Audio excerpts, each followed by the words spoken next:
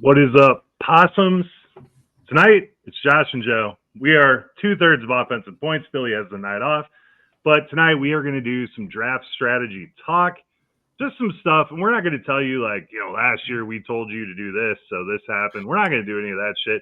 This is just, we've been in quite a few drafts already. And these are how we're going to play our drafts for the remainder of the year. Thank you, Steve, for letting us use the channel. Follow RPO Fantasy. Go follow Offensive Points on Twitter. We tweet stuff occasionally, X stuff. I don't know what it's called. And give Steve a follow at IDP Hunter. Josh, I'll be at the Expo next week. I know you will not be. Billy will not be. But I'm going up there. I'm going to draft, and then I'm going to drive home. It'll be fun. Love that. I'm really sad that I couldn't be there as well because finally had a slot in that draft as well for I've been waiting 4 years for that, and here we are not going. So unfortunate, but Fantasy Football Expo is a great time. Hope everyone has a lovely time. But no, man, I'm stoked to talk about draft season. Like, we are officially in draft season. I know we drafted way too early, and dynasty drafts have came and went, and now we're staring at redraft season. And I have so many ideas of what my teams are going to look like. So we drafted a couple weeks ago at this point. And I had no idea what that team was going to look like. And I'm obviously happy with it because I drafted it. But and I think that's the best part about drafting, right? Is you can look at your ADP and you can look at, what other people are probably going to do.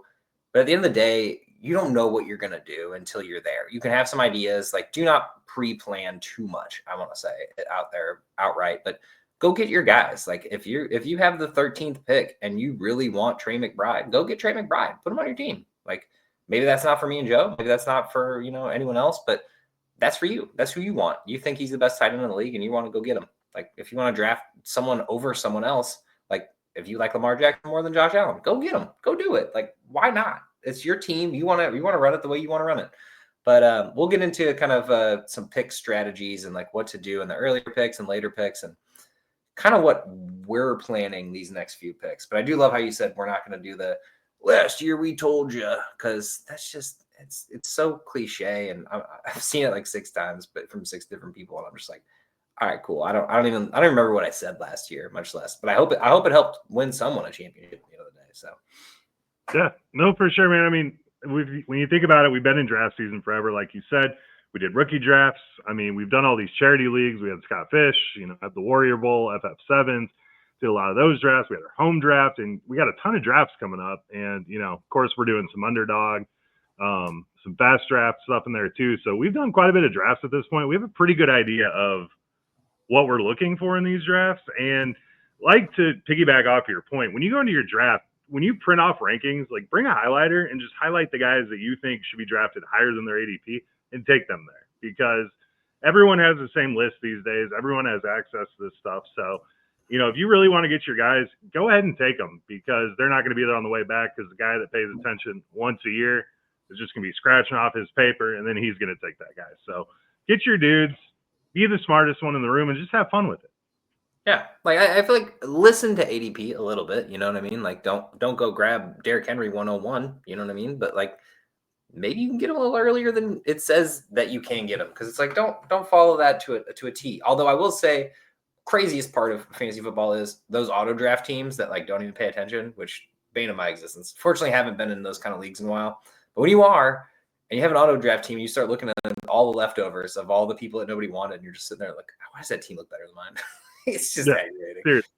I mean, that's completely different because you're getting people at 10 picks later, 12 picks later, because people are passing on, Chris Godwin. Usually a lot of injured players end up on that person's team. So, but let's just get right into it. So I'm going to break this kind of up in like different picks, because we're not going to go through what you're going to do with pick 1 and pick 2 and pick 3, because they're kind of all the same. I mean, different guys, but same strategy, right? So picks 1 through 3, obviously you're getting Jamar Chase, Jefferson, Bijan, something along those lines. Maybe you're reaching for CD or Gibbs, or even Saquon.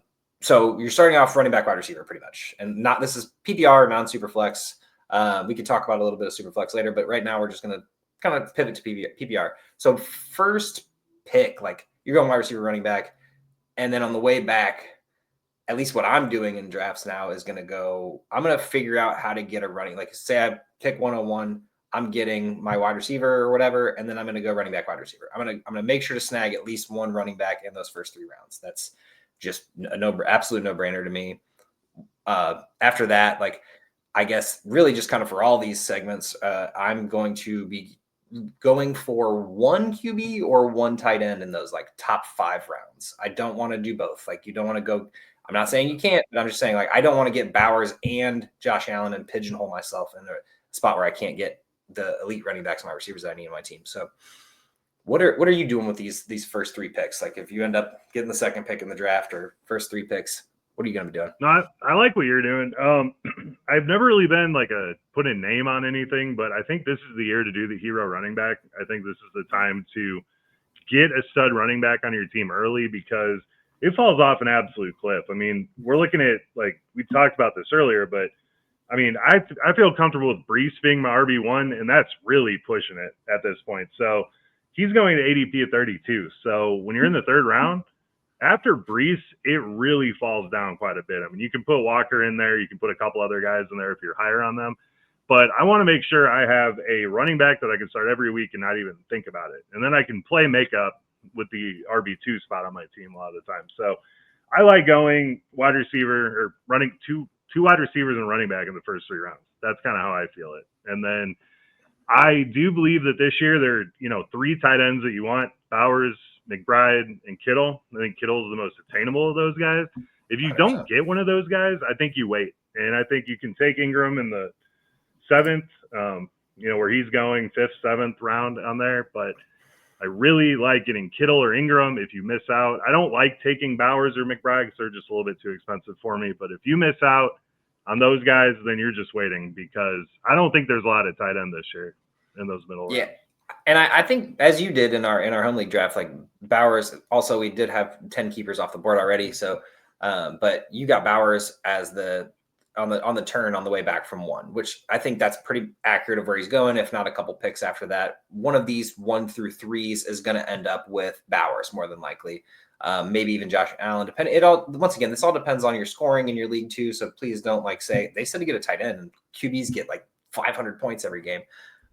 Go do your QB thing if you need to. But yeah, we'll get it more into rankings. I think there's a couple other value tight ends in there next week. But yeah, I went wide receiver, running back, because I was watching the running backs just fly off the board the entire time.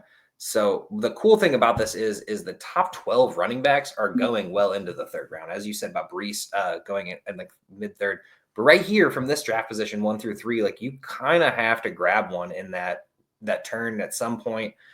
I'm probably going to be stacking 2 running backs in a couple leagues here and kind of play you got 36 to 38, like, actual true wide receiver ones. I mean, I say for per team, not for fantasy perspective. Cause you got the T Higgins and Devontae Smiths who can actually be started and roles like that.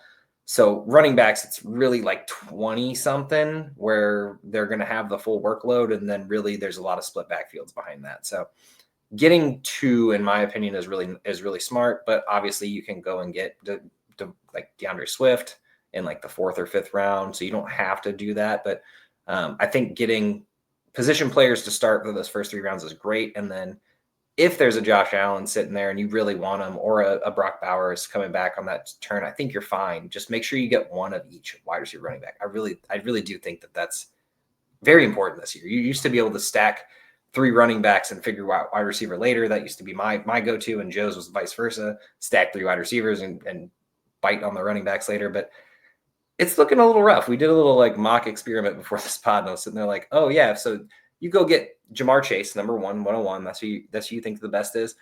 And then you go get, I don't know, Tyreek Hill, Garrett Wilson. So you got 3 wide receivers, right? Well, when you get back up in a 12-man league, you're looking at Hampton will be long gone by then. So you're looking at Chuba Hubbard, James Conner, Montgomery as your first, as your RB1. And even if you stack them, you could do it. I mean, you could do it, but it's just going to be sketchy all year round, right? So, like, I don't know. And just to caveat off what you said, I did not want Brock Bowers there, but he was there, and I was like, shit, now I got to take Brock Bowers. So that threw off my entire strategy. So remember to be flexible going into it. But, I mean, just based off it, I mean, when you look at the wide receivers, I think like AJ Brown and Drake London are like the cutoff of the wide receiver one-on-one on my team, right? So, Yeah. We're going to say Brees is the cutoff for running backs, and we got AJ Brown and Drake London kind of going mid-second, end of the second in some cases right there. That's kind of the end of that. And then you come back and you have, when you're looking at your running backs, you have RB2. I think Travion, Montgomery, Pacheco is like the end of that list. You can put Swift in there too, and that's at 60. So you're in the 5th round here, and you're really, really, really getting sketchy at running back after that. So I think you do have to have 2 running backs in the top 5 picks of your draft. And I would say, wide receivers make a lot of sense too. I mean, like you said, there's stuff. I mean, but Lamar Jackson, is he going to throw for 41 touchdowns again this year? That was the first time he's ever done it. He's with Todd Monken again. He could do it. I don't hate it, but he's going at 22, and that's a very premium pick. Josh Allen, we assume, is going to be there. I mean, Jaden Daniels has questions. We talked about this before. But if you're going to reach for these tight ends and these quarterbacks here, you really have to keep an eye on what's going on with the rest of your draft, because by the time you're in the 6th, 7th round, there is nothing for running back or wide receiver that you're going to feel comfortable starting every single week. Yeah. And back to the whole, draft strategy going into it is you got to be aware of the runs. So, and from this pick slot 1 through 3, there's 20 something picks in between you. So you have to, if you see 4 quarterbacks go off the board, do not panic and go buy Joe Burrow on the 4th round or whatever happens. Like, sit there and wait, evaluate, really wait and evaluate. Yeah.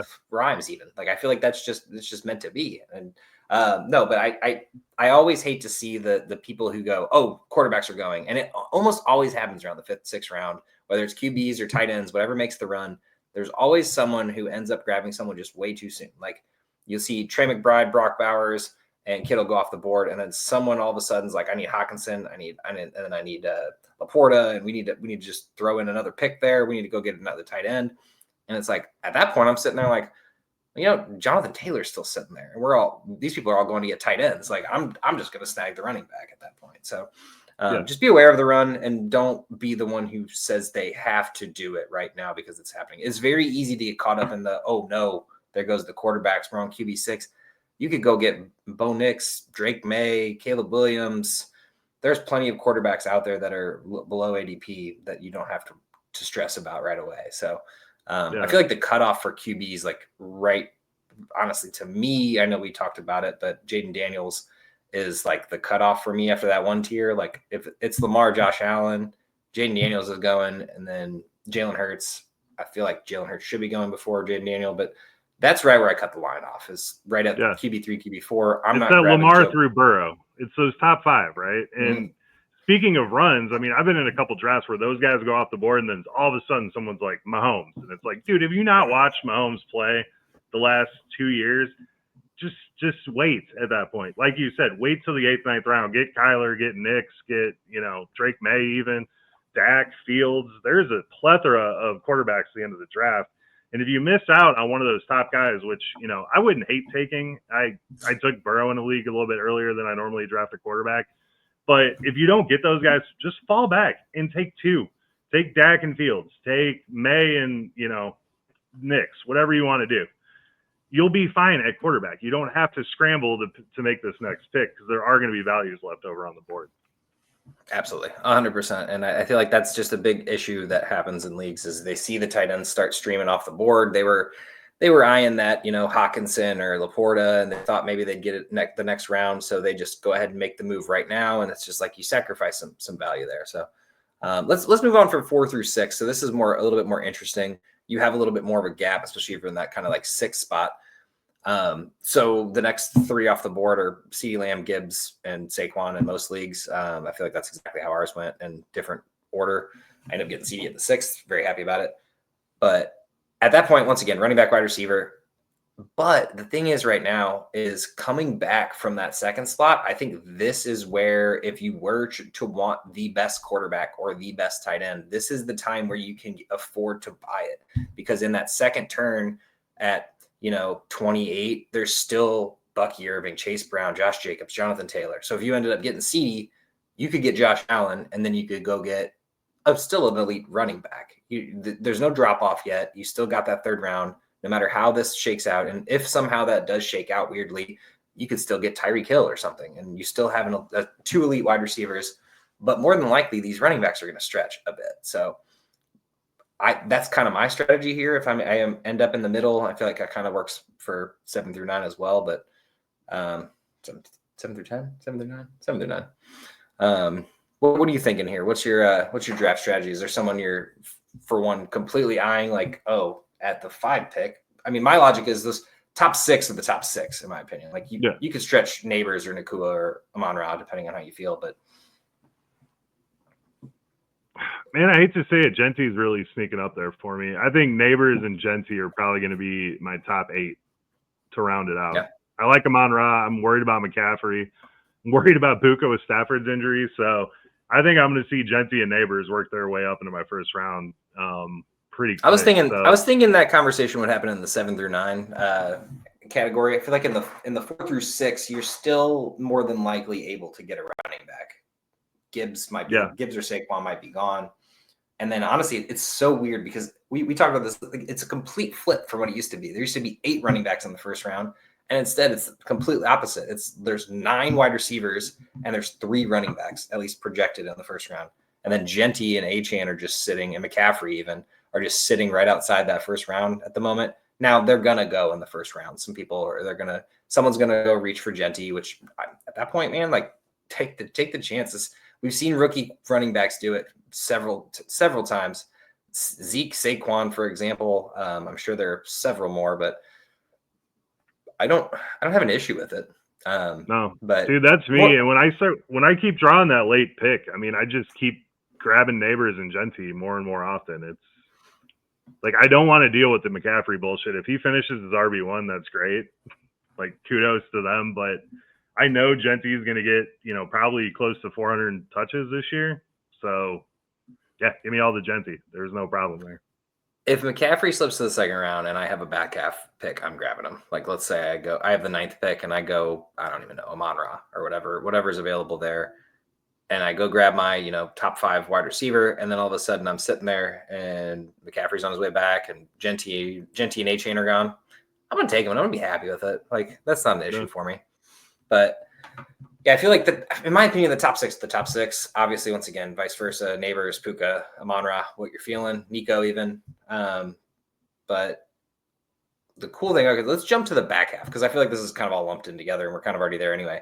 So that 7 through 12 is where you can do whatever you want. Like you can reach for that running back, which is what you're kind of saying, because you're going to get a wide receiver on the way back. Like you got AJ Brown, Ladd McConkey.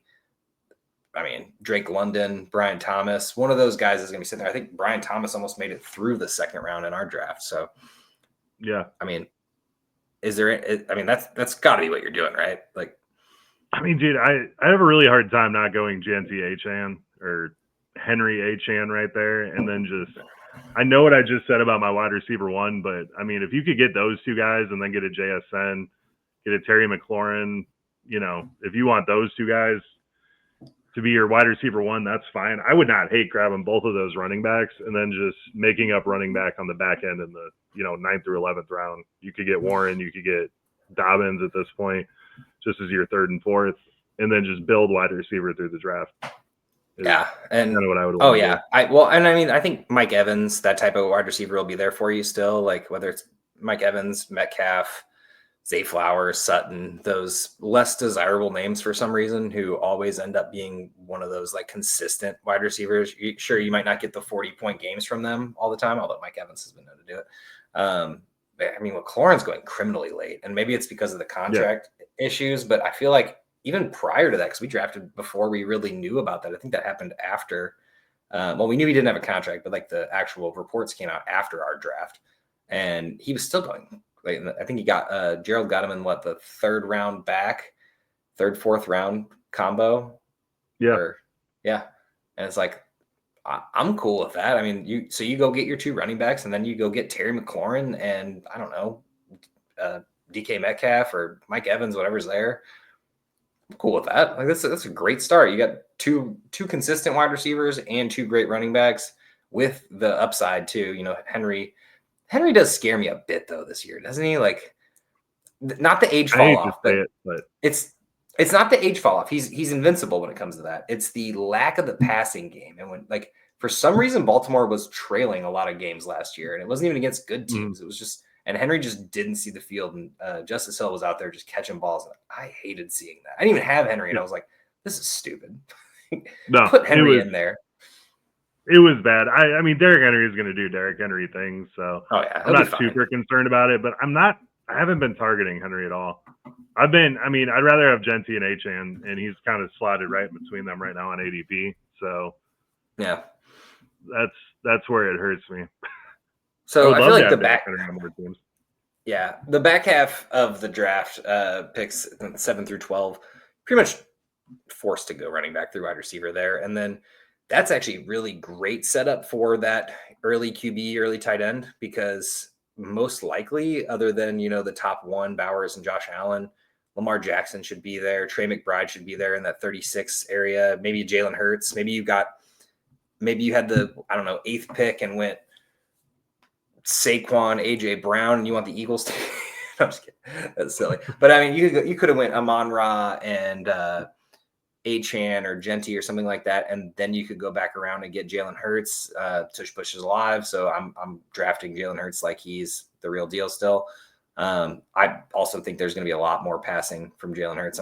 When we do our rankings next week, I think there's a chance that I'm going to be the highest on him, because I think with this, they have one of the toughest schedules this year. I know we made it 21 minutes in, and I'm talking about the Eagles. Here we are, but one of the toughest schedules this year, and everyone always is like, "Oh, Jalen Hurts can't throw or whatever." I think he's going to have to. Like, honestly, I just think at the end of the day, he's going to have to, and it can't just be Saquon Barkley ripping off 70-yard touchdowns all the time. So at the end of the day, I would prefer that.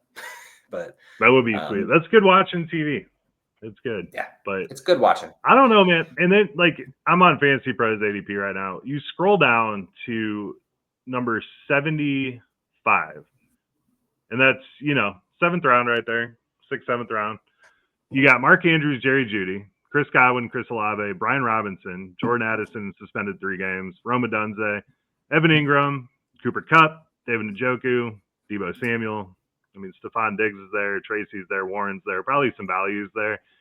But what I'm trying to say is my logic this year is I want 3 wide receivers or running backs, or I want 3 of one and 4 of the other, or 3 of 3 and 3 of each. And then I want to get like a quarterback and a tight end in there.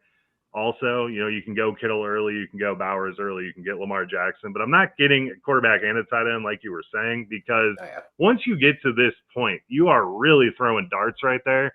I mean, there's a lot of guys that we're high on, and ADP is weird this year because, like, the further down you go, it's almost like I want these players more than whatever's at 70, but that's going to course correct. But I'm just like, I look at it, and I've been in these drafts, and you just get to the point where you're just like, holy shit, there's no one left here that I want sleepers to be starting for my sleepers and hopefuls, and rookies. It's all sleepers and hopefuls. So, like, I would rather wait on my quarterback at that point or my tight end and just keep loading up on these guys that I know are going to produce at wide receiver and running back, and then come back and make that up on the back end. But I do think like I said, I think there's the 4 tight ends you want, 5 tight ends. There's 5 quarterbacks I can justify drafting early, but then everything else is just running backs, wide receivers.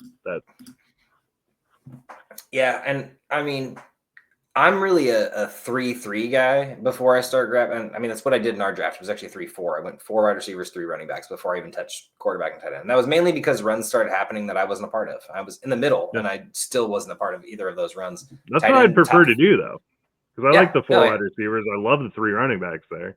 And I'm all down for these. I'm all down for these late tight ends. Like, I think if I really wanted to or had to get a quarterback first, I think I'd be okay with that. But tight end drops off a cliff. Hawkinson's going at 70, but he's really going at 45 because he's the 5th tight end off the board. Like, Laporta's going about 10 ADP higher than he actually says. Like, you'll be looking at it all of a sudden, because what people do is they go look at, what's the next tight end? They click the little button. They go, well, shoot, he's there. I got to get him now so I can have him. He's the top tight end. I've been targeting this guy. I thought I was going to get him in the 6th round. I got him in the 4th round. And then that's the issue there is people. And then the next person does the same thing. I want the top tight end on the board. whether they were looking at him or maybe they just want the top tight end right there because 3 or 4 are off the board already. Like, and people also fill out their rosters. Like, that's just something that they do. They get their running back, they get their wide receiver, they need a tight end, they get their quarterback, then they get their flex. And it's just like, it's a little backwards, but at the end of the day, like, if that's what you want to do, go do it. Like, my logic is if I'm getting a QB and a tight end early, I'm getting the best one, like, or at least the top 2 or top 3, what I think is the best one. Yeah. I don't know. I want a fat bench, dude. I want a fat bench. Oh yeah. I'll draft my whole bench before I take a tight end in some case. It depends on what your roster makeup looks like. If you have like, let's say you have James Cook on your team, for example, who's going through kind of a contract dispute, or Terry McLaurin, for that example, who's going through a contract dispute. It looked like you had a really solid lineup because Terry McLaurin and James Cook are really good players. But there's that caveat to them. And there's a lot of players with caveats to them at the moment, whether that's, contract disputes or just, not knowing what the workload's going to look like. Legal matters. Legal matters. I don't think there's really any in the early rounds, but more like share responsibilities that I'm worried about. Like, I'm worried about the Brian Thomases, the Ladd McConkeys. Like, they're going in the first, second round right now, and they're really good players. They were really good last year when they were the only guy on the team. And now they have, Travis Hunter in Jacksonville, and they have now Keenan Allen, Trey Harris, this McCoskey, or Keandre Lambert. There's a lot of mouths now all of a sudden. And it's like, well, we don't have QJ out there running routes for the Chargers anymore, hopefully. God, it's so bad. Dude, there's like literally a daily drop video that I see.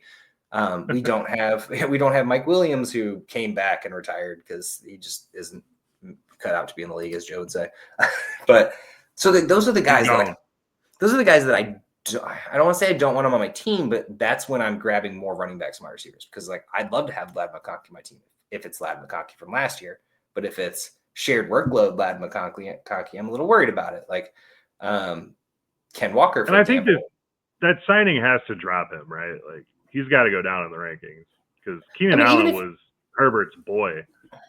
For sure. But, and like, Keenan Allen's obviously not what Keenan Allen used to be, but at the end of the day, that's still 600, 700 yards at like minimum, I would imagine. Like, could be more. Like, maybe, sorry, not to down on the Bears, maybe the Bears didn't use him correctly. I mean, they had a lot of mouths to feed on that team too, and not an offensive line. So it's just, we just tried to throw it over his head. That's all we try to do. The tallest guy on the field, throw it over his head. But if I end up like with, let's just say a couple names here: Jamar Chase, Justin Jefferson, Brock Bowers, Amon Ra. I know I'm getting the workload, right? Like, I'm obviously not gonna have all those guys on the same team. Like, those guys are good, and those are the people I want on my team to go and reach for a tight end. No concerns. I mean, other than the obvious inevitable injury situation that could happen, but I don't want any concerns on my team before I start filling out those QBs and tight ends, in my opinion. So, if that makes any sense. I think you're right. And then, okay, I got to ask you, 2 QBs. What's your strategy in 2 quarterbacks? Because I've been in a ton of these drafts, and I'm going to be honest, it's kind of the same thing. Like, if I don't get one of these top 5 guys, I wait. Like, there's no I'm going to grab Patrick Mahomes in the first round. I was just in a draft. I grabbed Burrow in the first. I had the 3rd pick. Went Burrow, and then I got Penix in the 5th round, but this is a 16-team league. So normally I'd wait less than that. And then I was just in another one where I didn't take a quarterback until the 7th round. And that one's filling out really nicely too. So I just kind of want to know what your thought process is there. Yeah, so I found out I'm going to be in a Superflex league like today. So I'm actually surprisingly not in a lot of Superflex leagues, which I love every format. I love what the different rules are. I'm in leagues that have running backs heavy. I have wide receiver heavy. I have half PPR. I'm in PPR. I'm in everything. I kind of love the idea of Superflex for the reason of people are going to reach for these quarterbacks. Like that first round of 12 guys, there's going to be 8 quarterbacks off the board. And I'm just saying there's at least 2 of those quarterbacks who don't deserve to even be in the first round. So those I feel like the first 5 are basically cemented, right? Like Joe Burrow, Jalen Hurts, Jaden Daniels, Lamar Jackson, and Josh Allen, obviously. And then that's when you're getting Jamar Chase at premium. I mean, more than likely, Jamar Chase will probably sneak in there. Bijan might even sneak in there in the top 5. But those 5 are going in the top 8, something like that. If I get one of those, I'm great. I'm gravy. But if not, if I'm like 10 or 11, I am 100% going and getting one of the best wide receivers running backs in the game to start off with. Would it be Yeah. nice to have a QB1 right there? Yes, absolutely. My usual strategy in Superflex is get one QB in the first round, i.e. having a good pick and getting a good one, and then just waiting. But it's kind of the same concept of waiting in redraft where you have the top 5 are off the board. You're waiting. I ended up with Bo Nix and Kyler Murray in our league, and that's non-Superflex. I just went and got it was like the 9th QB off the board and 11th QB off the board. Like I think I was one of the first, maybe it was the 12th. I was like one of the first people to get a backup because I wasn't super confident in Bo Nix right then. And I was like, all right, well, let's go make sure I have another one in case that doesn't pan out. And that's kind of where I'd go in Superflex as well. Is it's like, let me get 2 mid-range guys. Like I'd love to have Baker Mayfield on my team if he can make it to the second round on my way back. But I'm not going to reach for Baker Mayfield and draft him over CeeDee Lamb or Justin Jefferson. Like I'm just going to go ahead and take the stud.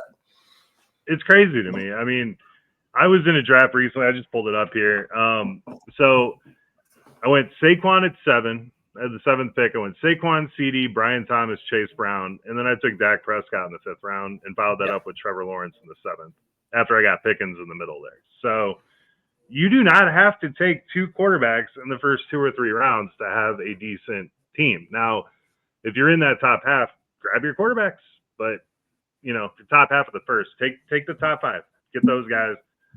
If you're in the back, take the best players and then just wait on quarterback. I mean, you do not have to draft there. You do have to be careful to run in a super flex because when it hits, and then they just vaporize all the quarterbacks. That's a time where the run actually does mean a lot because only 32 starting quarterbacks, and trust me, you don't want the bottom 10. I mean, at least bottom 8. But yeah, no, I feel like I'd end up. Well, I was just saying, I'd end up with just when you know your league settings or your league, right?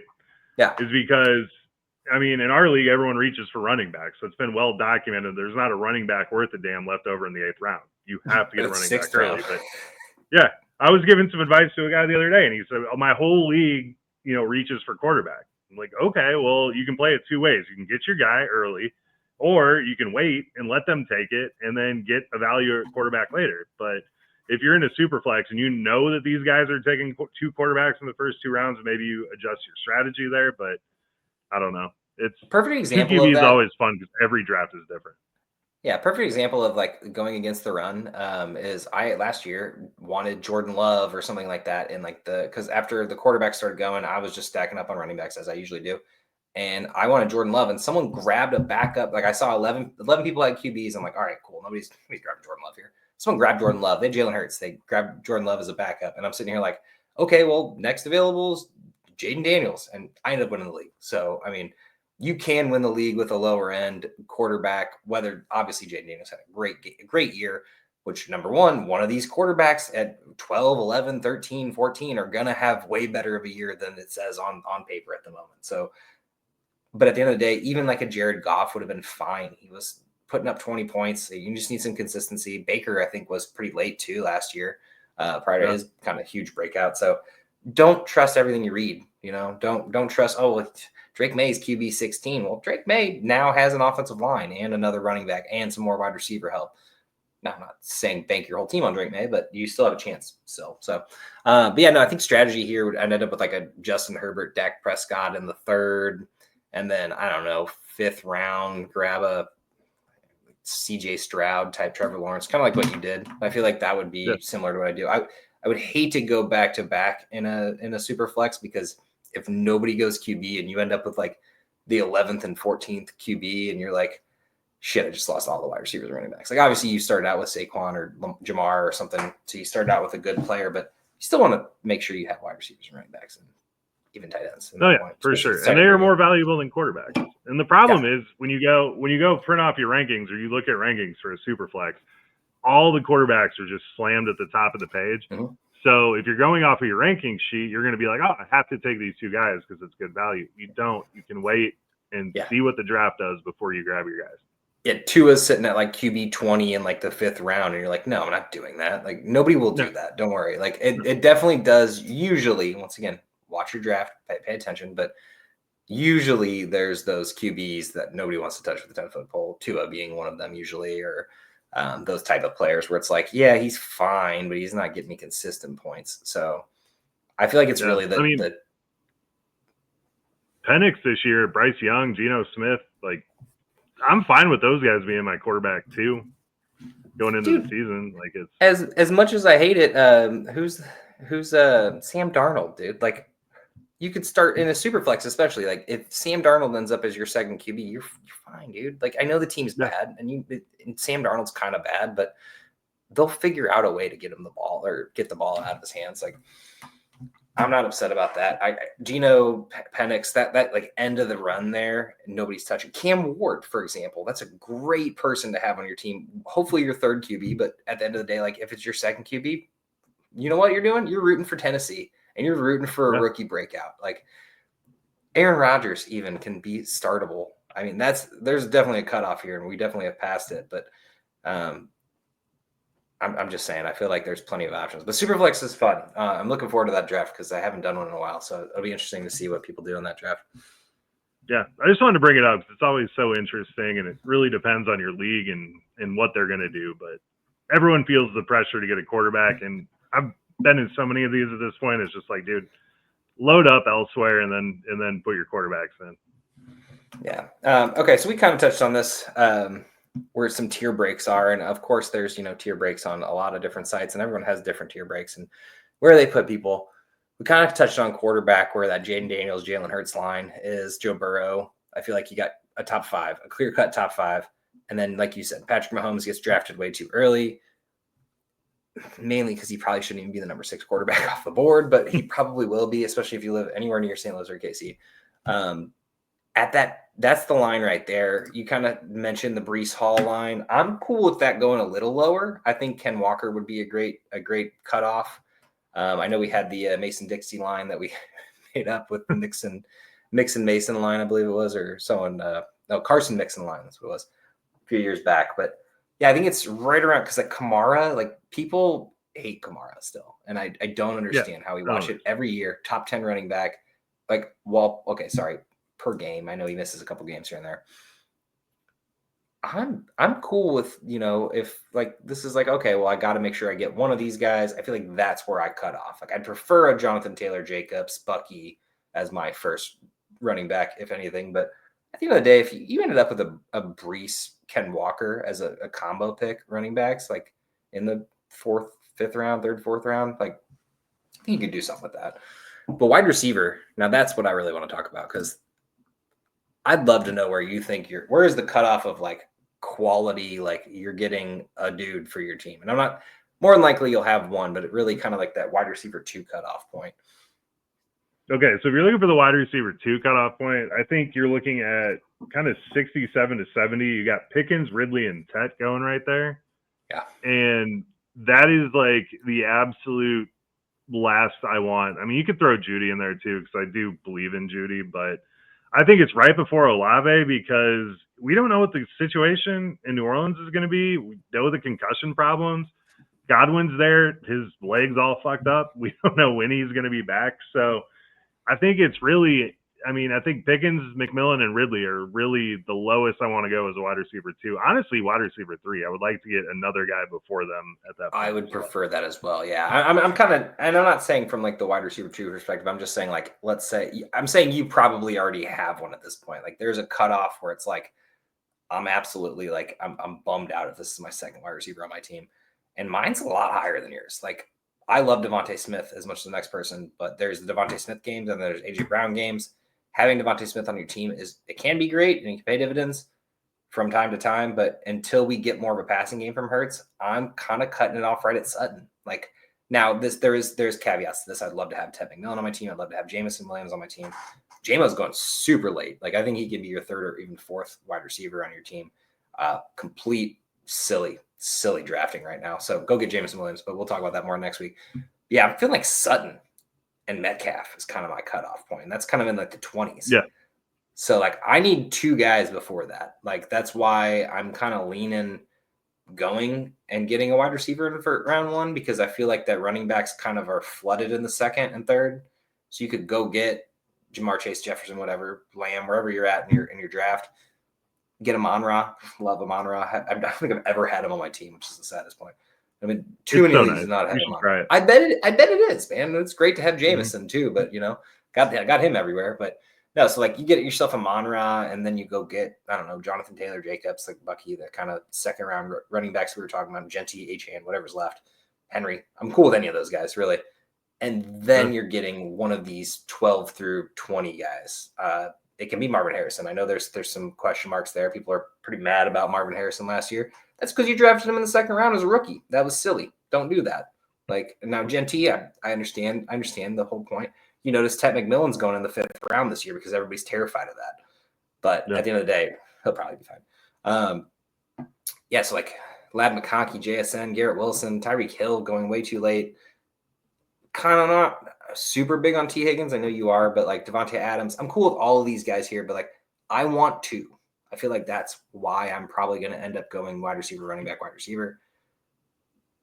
But I'm cool with like if Sutton slips, like, and you can get two running backs in between the Chase and Sutton. I'd be cool with those two, and then having two running backs that are in the top, 15-ish. So I don't know. Yeah. It's the wide receivers do not look as appealing to me as I thought they did even 2 weeks No. ago. No, it falls off a cliff, and running back falls off a cliff real quick too. Yeah, 100%. So, like I was saying earlier, you just get to that point in the draft where you're just like, oh, dude, it is all hopefuls at this point. And there's still value. Like I hate to say that it's dead, right? Because you still got in running backs wise, like we cut it off around that Walker Brees Hall line. There's still Travion, there's Montgomery, there's Swift. which are great for wide running back twos. Yeah, 100%. I'm not. I mean, but once you get down, like I was saying earlier, the Godwin, the Olave, the Brian Robinson. I mean, there's a lot of value down. We like Ingram a lot. We like Adunze. Let's see on some of these other dudes. There's a lot of value late with kind of these rookies and guys Sophomores. that are in situations.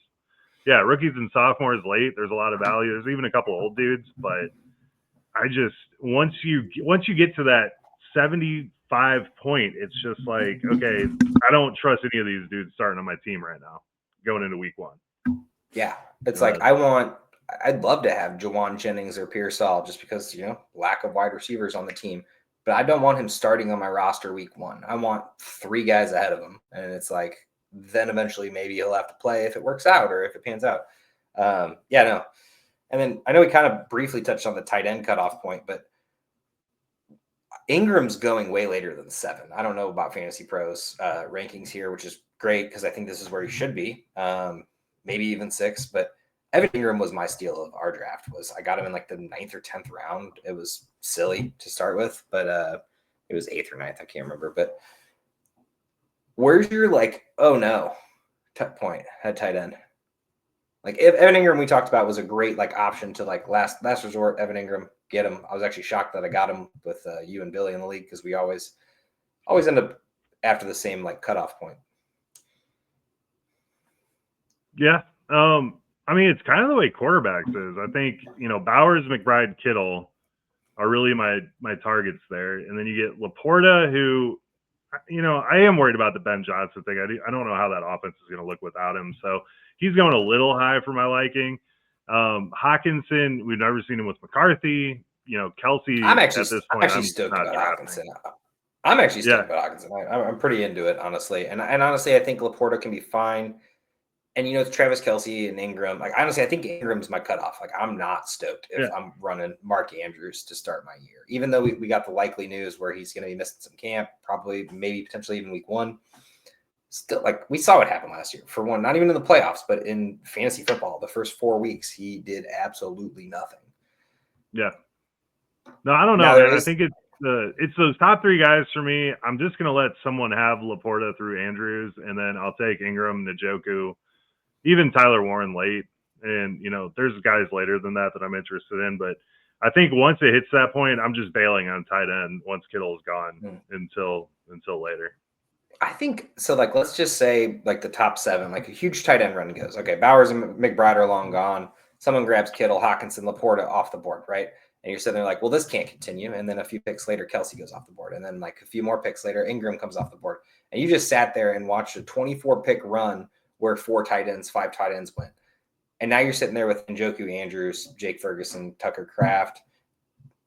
I think I'm punting. I'm punting tight ends. Mhm. What I'm going to do is I'm going to go get Warren, Kincaid, Hunter Henry, Kyle Pitts. Just do a combo of them at the end. Like when everybody's Yeah. done getting their lead tight ends, I'm just going to go get my rookie and I'm going to go get a vet. Like and just hope for the best. Like And that's that's kind of how we played quarterback too. It's like Mhm. once you punt, like if you can't get one of these high end guys, just punt it and grab two guys at the end of the draft and play it by ear through the rest of the season. Because I actually think you there's a got guys QB even real late saturation. like Chig, Yeah. Chig Okonkwo. I really like. I like Mason Taylor. So grab one of them and grab like you said, Dalton or not Dalton Kincaid. I'm not really that high on him. Jake Ferguson.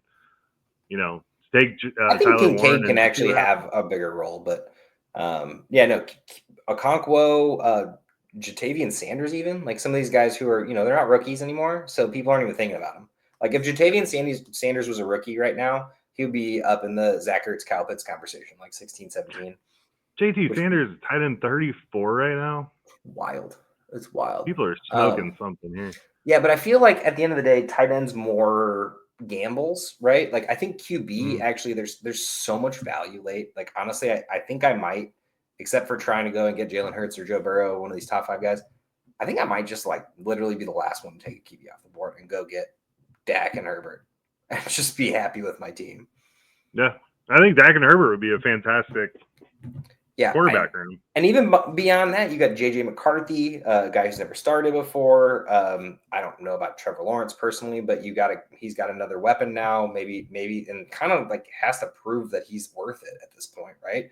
Yeah. Caleb, Jared Goff, sure, May, another young guy, sophomore. Like there is options. Penix, we talked about this in the Superflex conversation. Like there's options, man. Like, and I'm kind of cool with it. Purdy, even like Purdy's probably going to not be drafted as a starter. Like you're going to see Dak and Fields go over him, and maybe even like someone's a Bears fan, they grab Caleb as their starter. Purdy's probably just going to be sitting there. Murray might even be sitting there. Like I got him as the 11th, 12th quarterback off the board. So I'm kind of good on now that I'm just talking through this. Like I'm kind of good on quarterback, man. Like I don't, other than getting Jalen Hurts in the 4th round and being like, well, that was nice. I'll take that. I already had AJ Brown too. Like this will be a good combo. I might just punt on QB in every league that I'm drafting in now, except for Superflex, league, of course. Yeah, no, I think that's the play this year, honestly, because I mean the beauty of getting a guy like Lamar or Josh Allen or Brock Bowers driving Brad is you don't have to worry about it when he's playing. He's in your starting lineup. When you draft, Dak and Bryce Young for that matter, you're gonna have to. I like Dak. He's probably gonna have a really good year. But let's say you go Trevor Lawrence and Bryce Young, you're probably gonna have to flip them out based on the matchups, and that can get a little wonky. But then play the waiver wire. Find someone better. Make a trade at that point. There's plenty of quarterbacks to go around if you're in a one quarterback. So I mean, I don't see a point in investing highly in quarterback this year. The funniest thing is, and this is exactly what I was going to say, is the top 4 guys are exactly what you'd expect the top 4 guys to be, is running quarterbacks. And then you got Joe Burrow, who's the 5,000 yard guy. Like clearly, like yeah, Joe Burrow should be up there too. Patrick Mahomes, Baker Mayfield, Bo Nix, Kyler Murray. Like if I'm sitting here waiting to get those, like I'm good. Yeah. I mean, if they fall to you, great. But if there's a better wide receiver running back on the board, take them. There's no point not to. Right. That's basically my logic is I'm kind of just looking at these like backup quarterbacks or so-called backup quarterbacks. And I'm like, I could make a team out of that. And after getting 4 running backs and 4 wide receivers that are in the top 80, after people start reaching for QBs and tight ends in the first early rounds. And I don't know, just wait till the bye weeks until people start dropping their backup quarterback because they got to get someone for a bye week, and then you're like, oh, cool, I got a starter for the rest of the way. Like and by the way, these bye weeks are ugly too, man. I actually was watching bye weeks for the first time in our draft because usually I end up with like 3 or 4 guys that have a bye week, but just wait, someone's gonna grab like I don't even know. I'm just gonna spitball here. Someone's gonna have Joe Burrow and Jordan Love, and they're both gonna have the same bye week. They do not. I even looked, but something like that, and then they're gonna be like, shit, wow, that was stupid of me. And that's in our dynasty league, I have Kyler and Geno as my quarterbacks, and they're both week 8. So I picked up Flacco, hoping that he makes it to week 8. See what happens. Yeah, someone's gonna make the boneheaded move where they didn't look at bye weeks, and they're just like, "Oh, dude, can't believe Jordan Love's still here. I'm gonna grab him." And then you're like, "Shit, same bye." Cool. I don't think I've ever looked at bye weeks. Maybe start doing that. Yeah, it's funny whenever you get to like Yahoo or ESPN or whatever app you're drafting on, and they're like, "Hey, your team sucks, man. You have 4 bye weeks. Your kicker, your defense, and your tight end are all on a bye the same week." And I'm like, "Yeah, man, I'll figure that out. It's week 12. Like, yeah, you're the worst fantasy football player ever. Like, you're gonna lose that week no matter what." And I'm just kind of like, "All right, dude, I'll probably have the 3rd defense on my team by then. I don't even know who I have as my kicker right now, and my tight end, man, sure, whatever, we'll figure that out." Yeah, I don't know, man. Bye weeks, it's just kind of like with me. I'll pick up Noah Fant and throw him in there and hope he catches a touchdown randomly, and then I cut him, and then that's it. I'm past the bye week. Like, tight end is the one position I care about bye weeks on. Like, obviously, you don't want all your running backs to have a week 8 bye. Like, that would suck. But like, if I have 2 buys of running backs, I'm not drafting someone when I know I want on my team. But tight ends, I want to have a backup, because that streaming tight end can be, unless you're going for I don't think we're getting Taysom Hill this year, but unless you got the Taysom Hill on your team, who you know is going to do the boomer bust thing, like, oh man, like having a stream tight ends, especially like a 12-man or even bigger league, like, is just tough, dude. Yeah, no, it really is, man. I mean, with running back, I'll just pick up Justice Hill and hope they're losing and he catches 6 balls for me that week. Done. Right? Yeah. Running back, past the bye week, cut him. Always plenty of players, dude. Like, it'd be like pick up Gainwell or Warren, who's going to end up. Both of them are going to end up being on waivers by week 4, because you're going to have like Caleb getting 12 carries for nothing, and then you're going to have Gainwell and Warren splitting the 4 catches for 40 yards, and you're like, yeah, man, I'm going to hope for that 8 points. Like, hopefully it goes to Gainwell this week, or hopefully it goes to Warren. There's plenty of options. In the bye week's a great time. Yeah, exactly. But tight ends, man. When you're looking at the tight end board and there's 26 already off the rosters, you're like, all right, man. Well, we're gonna struggle with this one. That's when you get Johnny Munt and just throw him in there, because he's always gonna have a 2-touchdown game somewhere in each season, and hope it's that one. Just hope to God it's that one, man. Or like Noah Gray. Like, maybe Noah Gray would be a good one too. Yeah, the Chiefs backup tight ends are always good. In honor of the Kings Classic draft, which I have this weekend, I got to throw it up here. People are usually biting on guys like Zaire Franklin, Max Crosby in an IDP draft in like the 4th through the 5th round. I do not like it. I don't like it. I mean, when I'm looking at IDP, I'm usually waiting until the 8th or 9th round to make my first defensive selection. And what I want is like a top 12 linebacker, and I want like a top 12 edge rusher, and then I'll build from there. I mean, it's crazy in a lot of these leagues.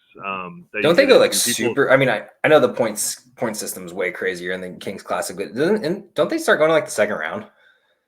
Some of them. I mean, there was one year a dude took him at 12, 13th turn, which no one did that last year. I think they learned really quick. But yeah, that probably ended up well. Leonard Williams was the top scoring defensive tackle last year, and I got him in like the 27th round just for no reason. He turned. Oh yeah, you can build, especially defensive tackles and stuff like that later. Yeah, I'm in the boat of getting one elite edge rusher in any IDP draft whatsoever. And so whenever that happens, I'm going to make sure to get Myles Garrett or Nick Bosa or whoever it is, like, because the top few are going to be off the board. Aiden Hutchinson, I assume, is probably still going pretty high. TJ Watt, is pretty much the first one off the board every time, at least for and edge. Like, I'm cool. Like, maybe even like a Willie Anderson. Like, I just want one elite player, or at least hopeful elite player. I prefer one that already is elite, because I know Willie Anderson's kind of like on his way up. But like, I'd love a Nick Bosa just to like, okay, we're good. And maybe that's like 2 rounds later than those IDP players started flying off the board. I'm still filling out the offensive roster every time. Every like dynasty league that we've done for defensive drafts, like, I'm like, have at it, dude. Go get yourself Roquan Smith. Yeah. I'll go get Terrell Bernard in 3 years and pick him up out of free agency. Like, I always can stream, but it's really hard to find those edge rushers unless you draft them early. Like, it's same with rookie drafts. Like, you can find a good, edge rusher here and there. Like Brian Burns, I think I ended up getting pretty late in a draft years back, but he didn't really do anything for 2 years. Like, it's hard to hold on to those guys for that long, because you're clearing out rosters in mid-season, off-season, whatever. But edge rushers, getting an elite one's really nice. I've learned my lesson from that, because I've definitely punted on everything before, and that's the one position that's hard to make up. It is hard. I like getting like a top 12 guy at both positions, but you're absolutely right. Those edge rushers, they go quick. You can wait on a guy like Jared Verse this year.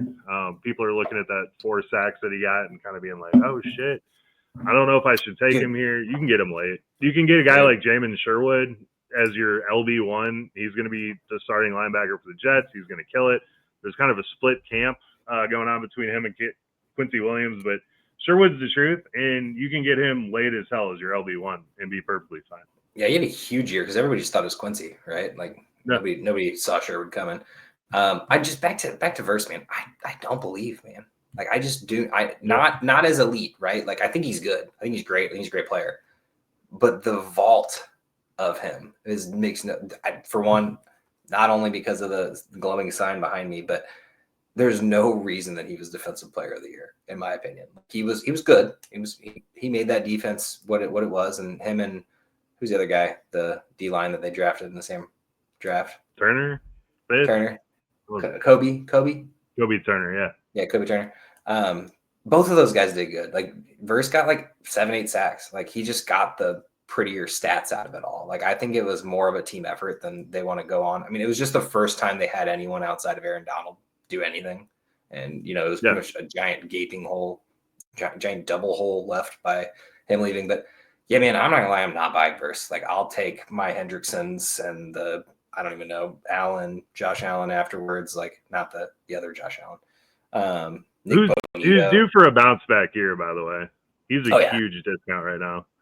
Alex Highsmith too. I mean, that's one of those guys that like he banks off of TJ Watt. So it's like TJ Watt kind of had a banged up year last year. So like obviously Highsmith, and I think Highsmith was injured too. So I don't know. I'm like, man, the Jared Verse as my lead edge rusher, like I feel like that's just buying the hype, man. Yeah. That's my Chase Brown on the defense. We'll get into that more as the season comes. No, it's crazy, man. I don't know. I'm in these drafts and I see, and then the one that really pisses me off is the guy that takes like Kyle Hamilton in the 5th round. And it's like, dude, first of all, he's not even the best defensive back. And secondly, like there are so many DBs. Why the hell are you waiting that long? I feel like everyone kind of learned. I mean, at least in the drafts I've been in, I feel like everyone kind of learned their lesson on DBs. Like they don't go in rookie drafts as high as they used to. Brian Branch was like the one example of where they probably should have because he's really good. But like, just look at what happened with Tracy Walker. He was like one of the top 5 defensive backs, and literally, man, is not playing in the NFL anymore. Like, and it just literally just ended. And he was like 27 whenever he stopped playing. I still don't even know what happened there. It's just like. It's cool and all, like Derwin James, Antoine Winfield would be great to have on your team, but like I'm cool with grabbing one later, man. Reed Blankenship can fill in my safety spot, or I don't know. Bayard's been fine in the past. Like you can fill those spots in later. Nick Cross actually is going super late, and he was one of the best safeties last year. Yeah, he's not getting the love he wants, but I mean, it was funny. You named literally the 2 longevity guys in Winfield and Derwin James, and then it's everyone else is good Buddha, 1 year. I'd say Buddha's up there too. Yeah, Buddha came back last year. We were kind of writing him off for a while too, but I don't know. I think in these IDP drafts, I'm with you. I think you got to get an edge rusher high. At least and one. Then I like filling out linebackers. It's just like get like 3 or 4 linebackers and then fill out your DL too. I mean, if you're in position specific leagues, you can switch around a little bit, but get your other edge rusher late and then turn around and get your DBs at the end. Get a guy like Jordan Battle who's be real solid. There's a lot more linebackers than you'd think. Like it'd be nice to get a top one for sure. Like, and I wouldn't be against someone going for Roquan. Like anytime I see Roquan get drafted, I'm like, yeah, man, that's super fair. He might not even be the top linebacker off the board, but like, or the top linebacker at the end of the season. But you're like, yeah, man, I get it. Dude's a monster. So. And then you get guys like, I mean, people are still treating Quay Walker like he didn't lose the job last year. I mean, for formality's sake, he's going to get it to start this year, but it's going to be Edge Coop real quick. It's because Edge Cooper was injured and didn't play the whole year, so everyone just assumes it's Quay. And I actually think they're both great. Like, I mean, I think that they're gonna play off each other. But you're right. I think Edge should be a little higher than that. And I'm interested to see that the new fill-ins, like. Where all these new linebackers are on new rosters, it's going to be really fun to see. So, yeah, Cody Barton's going to be an absolute stud in Tennessee. Free, absolutely free. Yeah. I don't know why no one going to get you 150 tackles and nothing else but 150 tackles. Yeah, no, as your LB3, do You'll it. get one pass defended the entire year, and it'll be week 17, and you won't even be playing that week. And Anzalone too. I mean, another guy who is just one of those no-namers that nobody likes for whatever reason. All they do is produce. Wait, did Jordan Hicks retire? Yeah. That's so sad. He was one of those guys. Schlesinger. I'm pretty sure he's gone. Yeah, Schlesinger's free. Yeah. Or is he? He's wearing the dot right now too. He already leapfrogged Baker. Yeah, beautiful. I mean, that's fair. Anyway, we could talk about draft strategies all day, but if you ever have any questions, feel free to reach out to us at Offensive Points on Twitter. Billy usually mans that, but he'll always run it by us what the questions are. So, man, I'm looking forward to your draft. I need to know how it goes for you. Yeah, I'm excited, man. It's gonna be a fast weekend. I don't know. It always is, but it just seems like it's like, man, this 9-hour draft and turn around and drive home is okay. It's a great weekend. That's what matters. Yeah, I'm excited. Be good to see everybody. Cool. Well, anything else you want to get off the top here? I mean, we're going to be doing rankings next week, which there's always a fun time because there is just hostility between us. I feel like we were really calm tonight. It's always calm when it's two of us, but when the three of us all get together and we start talking about like some controversial shit like rankings and how Joe has Derrick Henry as the third person off the board, or it doesn't get that crazy, but there are some hostile moments in the middle of the rounds. So pretty excited about finally getting these. It's always exciting too. Yeah, getting these pre-draft rankings out is the best ones. The way too early ones are super fun just because we're like, where are we valuing these people? But now everyone's kind of had some time. We've seen some camp stories. We've kind of gotten some some knowledge and insider knowledge. We've seen some preliminary depth charts at this point. It's gonna be fun to see what who cracks it into the top 150. Yeah, no, it definitely will be. I'm excited to see Anthony Richardson next week. Pay attention to these preseason games; they actually tell you a lot. So pay attention. I like to see. Actually, there's a couple teams that are starting their starters, and I'm really excited about that. A little terrified, but super excited about that. And especially seeing, everyone starts their rookies usually, but they get one rep or 2 reps, 2 drives at the very least, and then they're done, right? So it is cool to see some of these guys. Like I think it was it Vegas? They're like, we're starting our team, dude. Like this team is barely a team as it is. We need the practice. So love to see it. Be good to see McCarthy for the first time. Yeah, we're going to see him. Although, man, that's going to be terrifying. He's just hold on to them legs, man. Yeah, just fall down. They're pointless. If you see the defense, just fall down. Dude, right? I never understood why people are trying to prove something, especially like people who currently have the starting job. It's like, no, dude, just go down. It's preseason. It's like how we got rid of the Pro Bowl game, right? Like it's flag football. Just go down. Yeah. Don't get hit. Yeah. You're playing against practice squad players who are like actually trying to get a job. You do not let them hit you. Yeah. Because they want to kill you because they know they'll make the team if they fuck you up. So looking forward to it. Well, Joe, Billy's not here to do it, but Joe, just get us out of here, man. Good night.